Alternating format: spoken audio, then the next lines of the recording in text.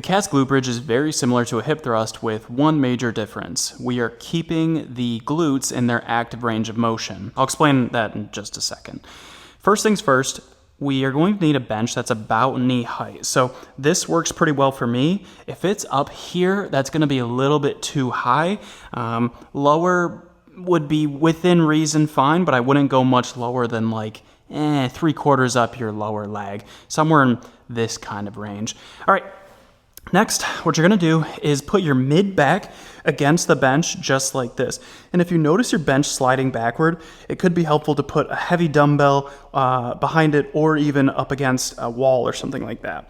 Next, we are going to put our feet a little bit outward. So at the top of the motion, when our glutes are fully squeezed like this, our knee makes about a 90-degree angle. So you can see that's about 90 degrees there.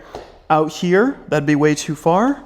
And here, this would not work, right? So just about 90 degrees, doesn't have to be perfect, but this is roughly what we're looking for. And now going back to what I was saying earlier about the glutes' active range of motion, with a hip thrust, we are going all the way down and then all the way up, right?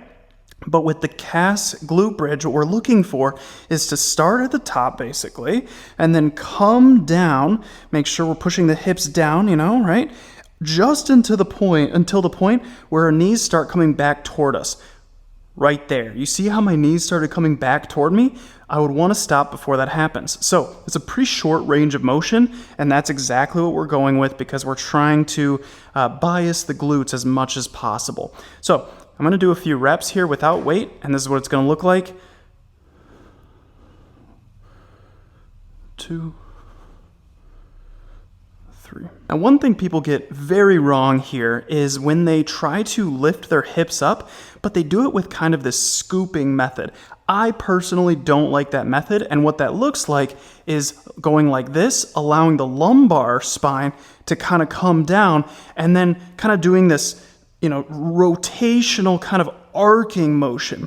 The thing I don't like about it is it removes the neutral aspect to the spine, so we're getting more spinal movement than we are glute involvement. So what I'd like to see is try to keep the ribs tucked just like this, and as your hips come down, your ribs are coming with it.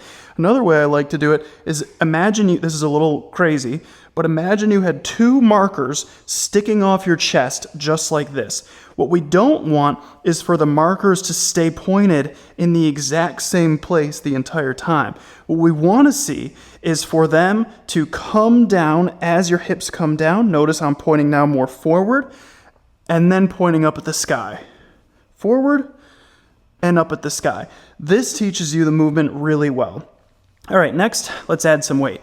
So go ahead and grab a dumbbell, and let me first say, doing this with body weight alone, especially if you are focused on really driving through the ground with your feet and really utilizing just your glutes, and form is awesome, these are gonna be pretty hard. But okay, let's say you got really strong glutes. Let's add a dumbbell, just set it on your waist, just like this, or on your hips, just like this, and we're gonna come down, again, stop at the point where your knees start coming back, and then up, down, and driving through your feet to really try to get those glutes working. And if you're really strong, you might need to use 2 dumbbells. So in that case, what I would do, especially if they're heavy, is start from the bottom position and then try to load them up one at a time, just like this. Then, it's not gonna be super pretty, but kind of pivot yourself up like this, get your feet into the right position, and then hold the dumbbells there as you go up and down, just like this.